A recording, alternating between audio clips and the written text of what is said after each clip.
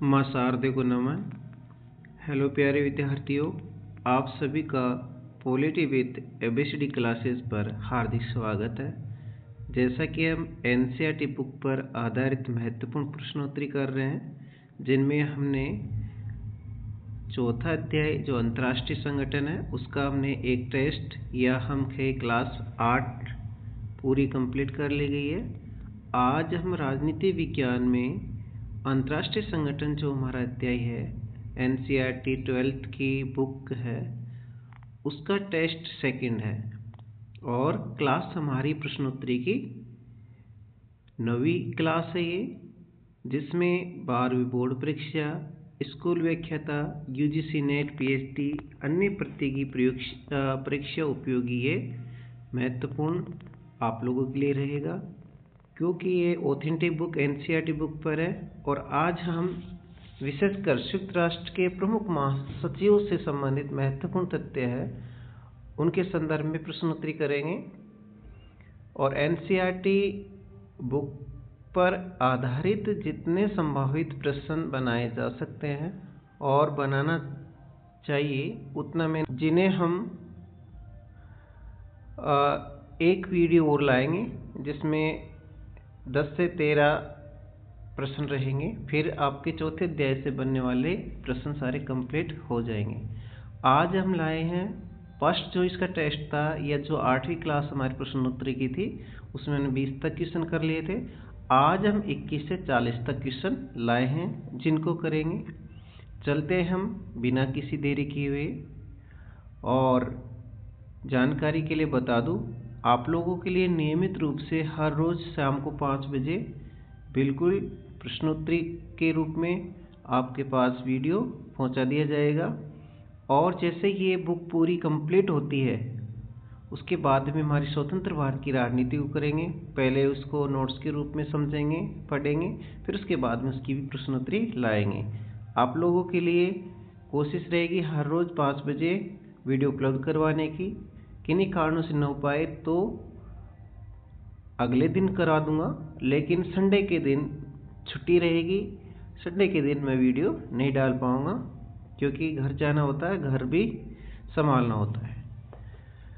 तो अब चलते हैं बिना देरी किए हुए आज के महत्वपूर्ण प्रश्नों के ऊपर। आज का हमारा पहला प्रश्न है, यानी 20 क्वेश्चन हमने पहले वीडियो में कर लिया था। आज हम 21 क्वेश्चन से 40 क्वेश्चन तक कंप्लीट करेंगे।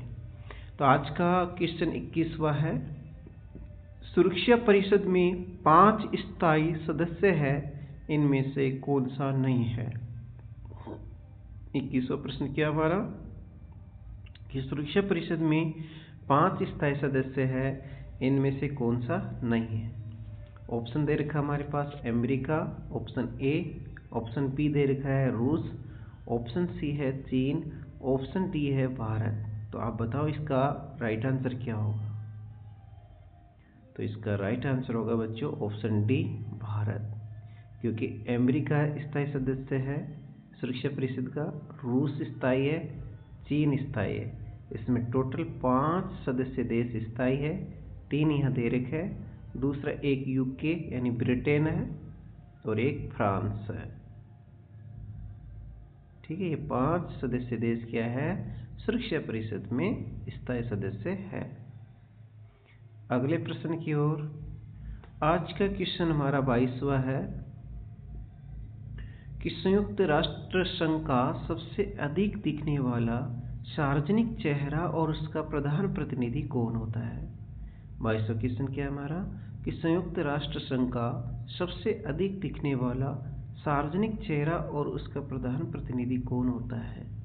ऑप्शन ए सचिव, ऑप्शन बी महासचिव, ऑप्शन सी अंतर्राष्ट्रीय न्यायालय का मुख्य न्यायाधीश, ऑप्शन डी सुरक्षा परिषद का अध्यक्ष। तो बच्चों बताओ इसका राइट आंसर क्या होगा। तो इसका राइट आंसर होगा ऑप्शन बी महासचिव। ठीक है, अगले प्रश्न की ओर चलते हैं। आज का हमारा क्वेश्चन है 23वां, वर्तमान महासचिव एंटोनियो गुटेरेस के संदर्भ में कौन सा कथन गलत है। 23वां क्वेश्चन क्या हमारा कि वर्तमान महासचिव एंटोनियो गुटेरेस के संदर्भ में कौन सा कथन गलत है। ऑप्शन ए, वह संयुक्त राष्ट्र संघ के 9वें महासचिव है। ऑप्शन बी, उन्होंने महासचिव का पद 1 जनवरी 2019 को संभाला। ऑप्शन सी, 1995 से 2002 तक पुर्तगाल के प्रधानमंत्री रहे। ऑप्शन डी, 2005 से 2015 तक United Nations high commissioner for refugees रहे। तो बताओ इसमें से कौन सा कथन गलत है एंटोनियो गुटेरेस के संदर्भ में। तो चलो इसका आंसर करते हैं, चेक करते हैं कौन सा गलत है। पहला देखते हैं, वह संयुक्त राष्ट्र संघ के 9वें महासचिव। ये बिल्कुल सही बात है कि एंटोनियो गुटेरेस फिलहाल 9वें महासचिव के रूप में है। दूसरा ऑप्शन है कि उन्होंने महासचिव का पद 1 जनवरी 2019 को संभाला। यही प्रश्न हमारा गलत है। क्यों गलत है उसको देखेंगे। यहाँ पर 1 जनवरी 2019 नहीं बल्कि 1 जनवरी 2017 को संभाला था, इसलिए ये ऑप्शन हमारा गलत है। बाकी ऑप्शन सारे सही है। ऑप्शन सी, 1995 से 2002 तक पुर्तगाल के प्रधानमंत्री रहे, ये बात सही है। 2005 से और 2015 तक United Nations high commissioner for refugees रहे, ये भी बिल्कुल सही है। ठीक है, इसकी व्याख्या मैंने दे रखी है, आप यहाँ देख सकते हो कि उन्होंने महासचिव का पद 1 जनवरी 2017 को संभाला था, इसलिए वो प्रश्न हमारा गलत था, ये सही है। ठीक है, बहुत अच्छा प्रश्न था ये, वापिस देख सकते हो आप इस प्रश्न को, बहुत ही अच्छा प्रश्न है। ठीक है, तो इसका हमारा आंसर बी था, गलत। अगले प्रश्न की ओर 24वां प्रश्न है, विश्व व्यापार संगठन निम्नलिखित में से किस संगठन का उत्तराधिकारी है। हमारा 24वां क्वेश्चन क्या है, विश्व व्यापार संगठन निम्नलिखित में से किस संगठन का उत्तराधिकारी है। Option A, General Agreement on Trade and Tariff. Option B, General Arrangement on Trade and Tariff. Option C, विश्व स्वास्थ्य संगठन। ऑप्शन डी, संयुक्त राष्ट्र विकास कार्यक्रम। तो इसका सही राइट आंसर क्या होगा। इसका सही राइट आंसर होगा बच्चों option A, General Agreement on Trade and Tariff, GATT. इसका ये ध्यान रखना, गेट का पूरा नाम भी पूछा जाए तो आपको ये बताना है, General Agreement on Trade and Tariff, GATT. General Agreement on Trade and Tariff, GATT का पूरा नाम भी ये है, और इसकी जगह क्या आया, WTO, जिसे विश्व व्यापार संगठन कहा जाता है।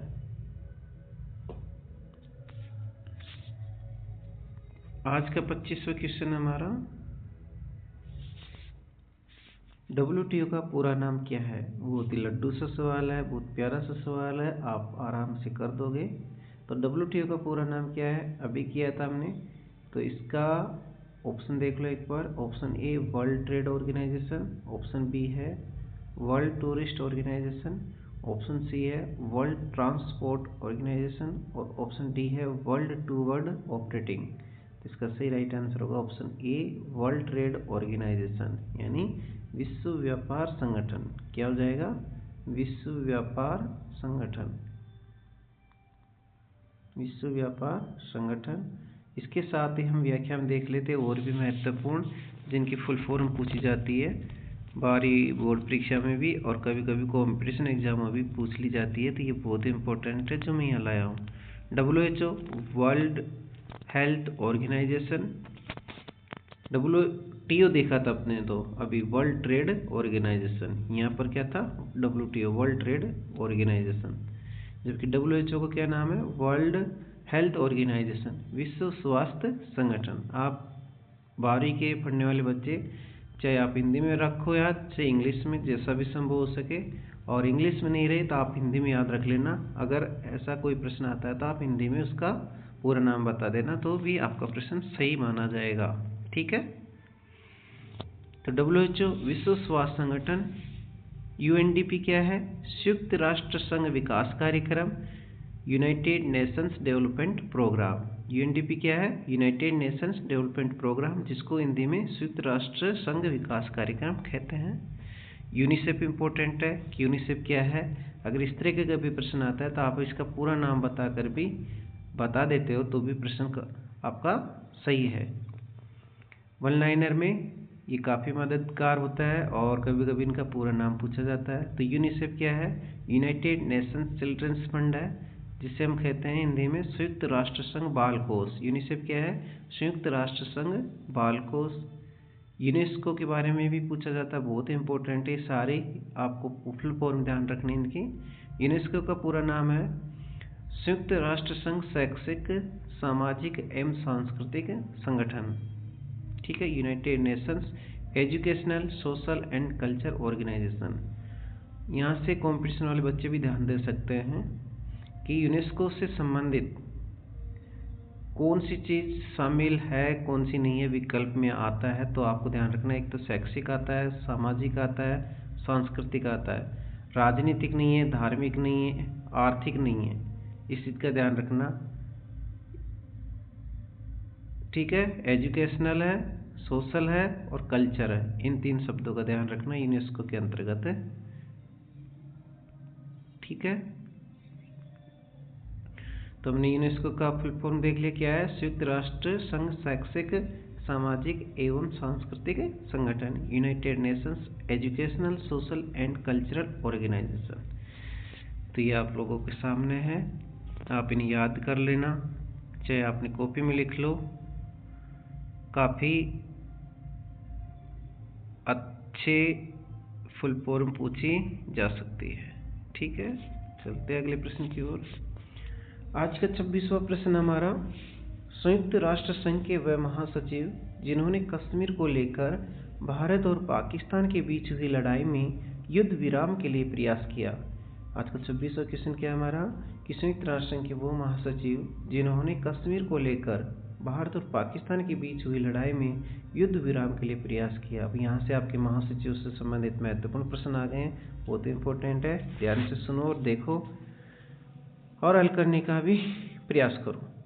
Option A Trygve Lie, option B Dag Hammarskjold, option C U Thant, option D Kofi Annan. इसका सही राइट आंसर क्या होगा बच्चों? इसका सही राइट आंसर होगा ऑप्शन ए ट्रायंगली। ठीक है, ट्रायंगली। ठीक है, नॉर्वे का है और ये इसका राइट आंसर होगा। अगले प्रश्न की ओर। आज का 27वां प्रश्न हमारा, संयुक्त राष्ट्र संघ के वह महासचिव जो सुएज नहर से जुड़े विवाद को सुलझाने और अफ्रीका के औपनिवेशीकरण के लिए काम किया, वो कौन थे? प्रश्न हमारा क्या है कि संयुक्त राष्ट्र संघ के वो महासचिव जो सुएज नहर से जुड़े विवाद को सुलझाने और अफ्रीका के औपनिवेशीकरण के लिए उन्होंने काम किया, उसका नाम आपको बताना है। तो ऑप्शन ए है ट्रायंगली, ऑप्शन बी है डेग हैमरशोल्ड, ऑप्शन सी है यू थांट, ऑप्शन डी है कोफी अन्नान। तो इसका सही राइट आंसर क्या होगा बच्चों? बताओ, इसका सही राइट आंसर होगा प्यारे विद्यार्थियों डेग हैमरशोल्ड, ऑप्शन बी। आज का हमारा 28वां क्वेश्चन है, यूनो का मतलब क्या होता है? यूनाइटेड नेशन ऑर्गेनाइजेशन, मतलब संयुक्त राष्ट्र संघ ही होता है। यूनो के वह महासचिव जिनको कांगो संकट को सुलझाने की दिशा में किए गए प्रयासों के लिए मरणोपरांत नोबेल शांति पुरस्कार दिया गया।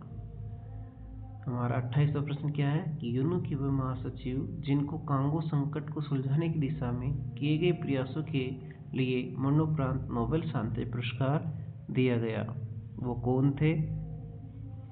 ऑप्शन देखते हैं। Option A Trygve Lie, option B Dag Hammarskjold, option C U Thant, option D है कोफी अन्नान। तो इसका सही राइट आंसर होगा ऑप्शन बी डेग हैमरशोल्ड। ये बहुत इंपॉर्टेंट प्रश्न है। क्या क्या चीज़ ध्यान रखनी है कि डेग हैमरशोल्ड को मरणोपरांत नोबेल शांति का पुरस्कार क्यों दिया गया? क्योंकि कांगो संकट को सुलझाने की दिशा में किए गए प्रयासों के लिए। ठीक है, डेग हमरशोल्ड को नोबेल शांति पुरस्कार दिया गया। कौन सा? मरणोपरांत। किसको? डेग हमरशोल्ड को। ये चीज़ें आपको ध्यान में रखना है। बहुत अच्छा प्रश्न है। आगे चलते हैं हम।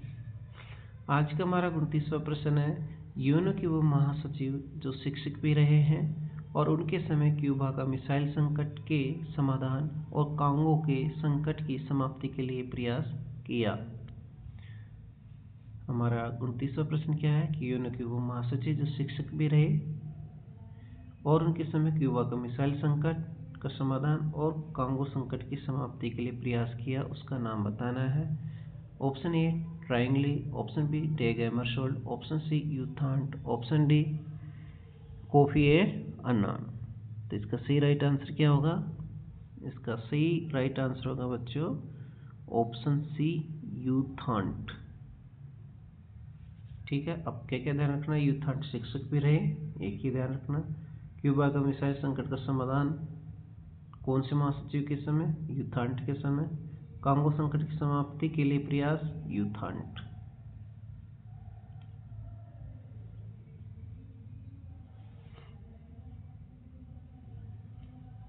ठीक है, और अभी हमने देखा था कि कांगो संकट के जो कांगो संकट है उसको सुलझाने की दिशा में जो प्रयास किया गया था, मरणोपरांत नोबेल शांति पुरस्कार किसको मिला था? वो थे डेग हमरशोल्ड। ठीक है, जबकि समाप्ति का काम कब हुआ? यू थांट के समय।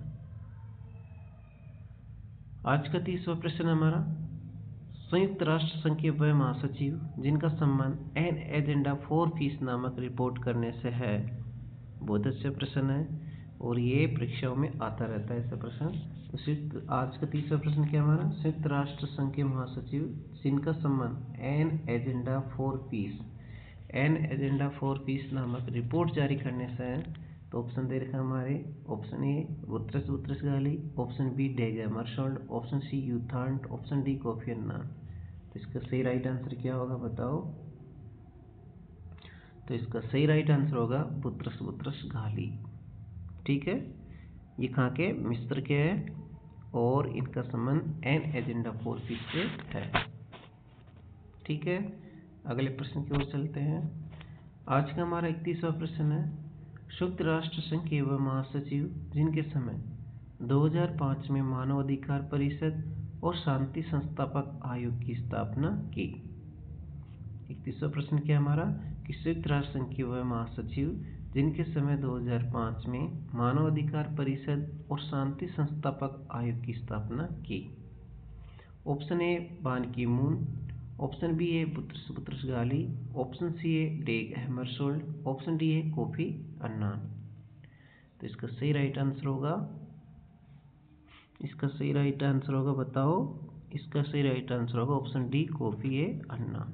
ठीक है, मानवाधिकार परिषद और शांति संस्थापक आयोग।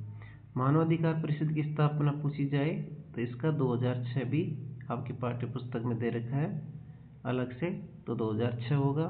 लेकिन इस साथ में बताया जा रहा है कि संयुक्त राष्ट्र के महासचिव के संदर्भ में ये भी आपके कोफी अन्नान जो ये आपके प्लस बॉक्स दे रखा है उसमें ऐसे कैसे दे रखा है, तो आपको ये ध्यान में रखना। इस तरीके से आता है तो भी कोई दिक्कत नहीं है और अलग से पूछा जाए तो भी कोई दिक्कत नहीं है। यहाँ एक साथ 2005 के साथ दे रखा है और आगे चल के देखेंगे हम पाठ्य पुस्तक में तो 2006 दे रखा है। मानवाधिकार परिषद को कब स्थापित किया, मतलब स्थापना तो 2005 में कर दी होगी लेकिन सक्रिय रूप से 2006 में लागू हुई। ठीक है, इस चीज का आपको ध्यान में रखना है। ठीक है, सक्रिय कब से? 2006 से।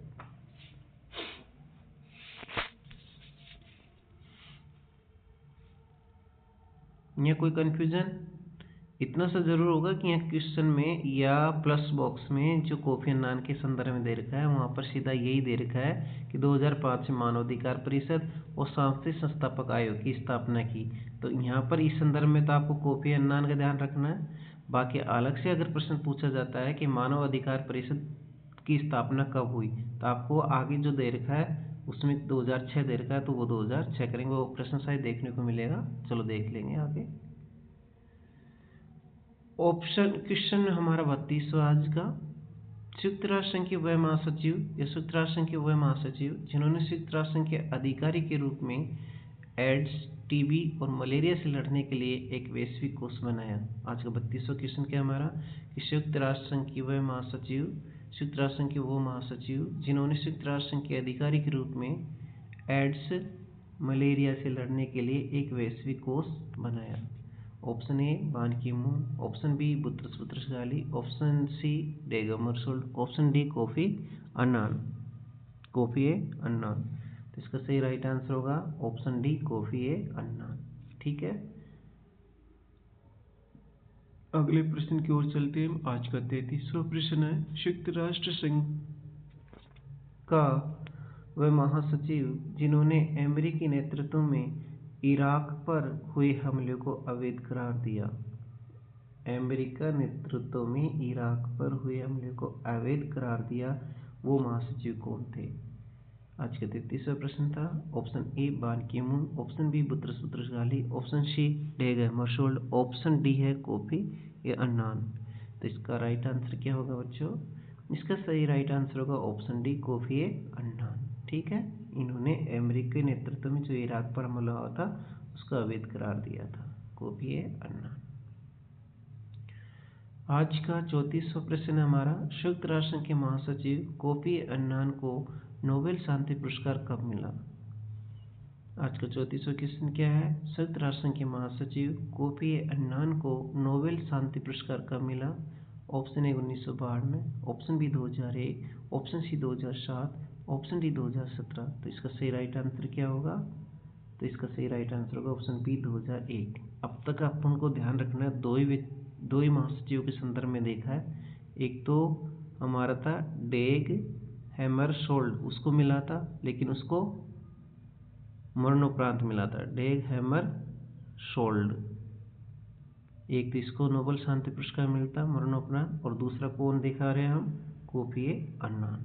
ठीक है, इनको 2001 में मिला था।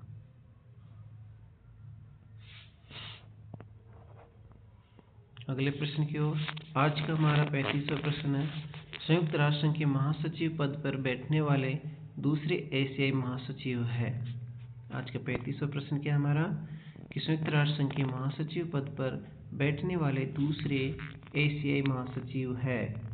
Option A Ban Ki Moon, option B Boutros Boutros Ghali, option C Dag Hammarskjold, option D Kofi Annan. तो इसका राइट आंसर क्या होगा? इसका सही राइट आंसर होगा बान की मून, जो खाकी है दक्षिण कोरिया की। ठीक है, ये क्या है? महासचिव पर बैठने वाले दूसरे सचिव है, एशियाई महासचिव। अगले प्रश्न की ओर चलते हैं। आज का हमारा 36वां क्वेश्चन है, 1992 में संयुक्त राष्ट्र संघ की आम सभा में प्रस्ताव स्वीकृत हुआ और प्रस्ताव 3 मुख्य शिकायतों का जिक्र था। निम्नलिखित विकल्पों में से कौन निम्नलिखित विकल्पों में से सही है? हमें इस प्रश्न को समझना है 36वां को कि क्या कह रहा है। ये कहना चाह रहा है कि 1992 में जो संयुक्त राष्ट्र संघ की आम सभा में एक प्रस्ताव स्वीकृत हुआ और उस प्रस्ताव में 3 मुख्य शिकायतों का जिक्र था। तो ये जो विकल्प दे रखे हैं इनमें से उनसे संबंधित सही कौन सा है? चलो देखते हैं। ऑप्शन ए, सुरक्षा परिषद अब राजनीतिक वास्तविकता की नुमाइंदगी नहीं करती है।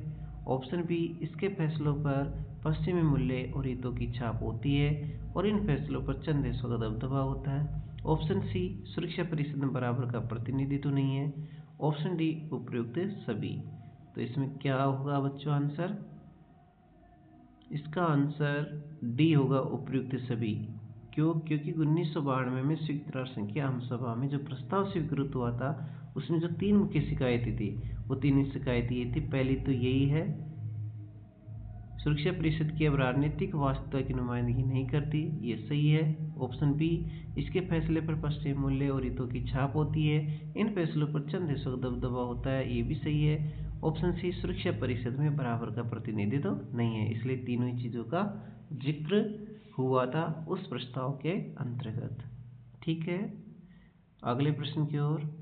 आज का हमारा 37वां प्रश्न है, संयुक्त राष्ट्र संघ के ढांचे में बदलाव की संयुक्त राष्ट्र संघ के ढांचे में बदलाव की इन बढ़ती हुई मांगों के मद्देनजर 1 जनवरी 1997 को संयुक्त राष्ट्र संघ के कौन से महासचिव ने सुधार कैसे करवाए की जांच शुरू करवाई। तो 37वां प्रश्न क्या है कि संयुक्त राष्ट्र संघ के ढांचे में बदलाव की इन बढ़ती हुई मांगों के मद्देनजर 1 जनवरी 1997 को संयुक्त राष्ट्र संघ के कौन से महासचिव ने सुधार कैसे करवाए की जांच शुरू करवाई। तो ऑप्शन है हमारे सामने बान की मून, ऑप्शन बी है Boutros Boutros Ghali, option C है डेग हैमरशोल्ड और ऑप्शन डी है कोफी अन्नान। तो इसका सही राइट आंसर क्या होगा हमारा, इसका सही राइट आंसर होगा हमारा कोफी अन्नान। ठीक है, ये भी अच्छा प्रश्न है। अगले प्रश्न की ओर आज का 38वां प्रश्न हमारा, विश्व बैंक की औपचारिक स्थापना कब हुई। बहुत अच्छा प्रश्न है। क्वेश्चन 38वां है हमारा, विश्व बैंक की औपचारिक स्थापना कब हुई। तो बताओ, इसका तो सबको आता होगा। Option A 1945, option B 1944, option C 1948, option D 1995। तो इसका सही राइट आंसर क्या होगा, इसका सही राइट आंसर होगा ऑप्शन बी 1944। आज का 39वां प्रश्न हमारा, संयुक्त राष्ट्र संघ की सालाना बजट में सर्वाधिक योगदान करने वाला देश कौन सा है 2019 की रिपोर्ट के अनुसार। 39वां क्या है कि संयुक्त राष्ट्र संघ की सालाना बजट में सर्वाधिक योगदान करने वाला देश कौन सा है। ऑप्शन ए चीन, option B Japan, option C Germany, option D संयुक्त राज्य अमेरिका। तो इसका सही राइट आंसर होगा ऑप्शन डी संयुक्त राज्य अमेरिका। आज का हमारा अंतिम प्रश्न है इस वीडियो का 40वां, स्थायी सदस्य द्वारा वीटो पावर का इस्तेमाल 1 जून 2018 तक संबंधित कौन सा विकल्प गलत है। हमें इनमें ये बताना है कि स्थायी सदस्य जो है उन्होंने वीटो पावर 1 जून 2018 तक कितनी बार किया, किन देशों ने। तो ये ध्यान रखना। ऑप्शन ए दे रखा है सोवियत संघ रूस 135, ऑप्शन बी दे रखा है 80, ऑप्शन सी यूके 32, यूके का मतलब ब्रिटेन 32, ऑप्शन डी चीन 11। तो इसका सही राइट आंसर क्या होगा, तो इसका सही राइट आंसर देखते हैं। ऑप्शन ए सोवियत संघ या रूस 135 ये सही है, क्योंकि 1 जून 2018 तक सोवियत संघ रूस ने सबसे अधिक बार वीटो पावर का इस्तेमाल किया। कितनी बार, ये ध्यान रखना बच्चों। सबसे अधिक बार किसने किया था, सोवियत संघ रूस ने 135 बार, और सबसे कम किसने किया था, ये भी ध्यान रखना, चीन ने 11 बार। इसमें अमेरिका, ये हमारा गलत होगा प्रश्न, क्योंकि 80 नहीं है 84 बार अमेरिका ने वीटो पावर का प्रयोग किया था। यूके का भी सही है, चीन भी सही है और सोवियत संघ भी सही है। अमेरिका इसमें गलत होगा, ऑप्शन बी। इसकी व्याख्या देख सकते हो भले आप, अमेरिका में 84 है। ठीक है,